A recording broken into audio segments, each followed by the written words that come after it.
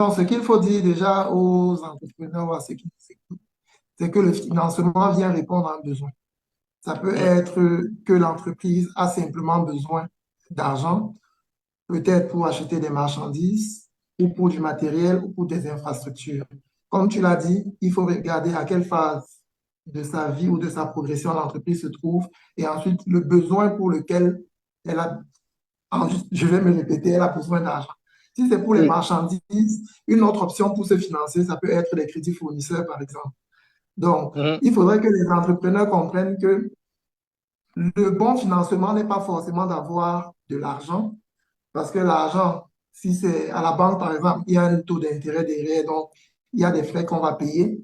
Alors que si c'est un crédit fournisseur, on peut résoudre le problème qu'on a sans avoir forcément des intérêts. Donc, le chef mm, d'entreprise ou le dirigeant pourra être capable de savoir à quelle phase de son développement il se trouve pour savoir vers qui se tourner et ensuite pourquoi est-ce qu'il a besoin d'argent.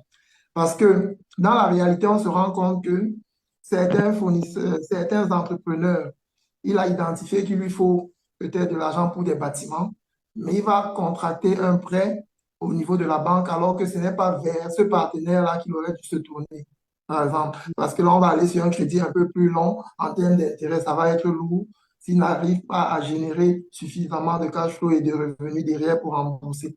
Donc, il est important de faire déjà ce préalable que tu as énoncé, de savoir exactement où on se trouve et d'identifier quelles sont les différentes options que nous avons à notre portée.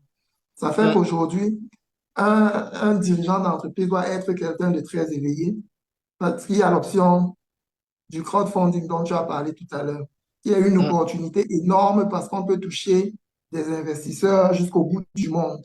Donc, quelqu'un peut être dans un village à Bamena au Cameroun et il arrive à lever des fonds, je ne sais pas moi, en Hong Kong, en Australie, parce qu'il y a des gens là-bas qui ont pris connaissance de son projet, qui ont cru en lui et qui peuvent investir de l'argent.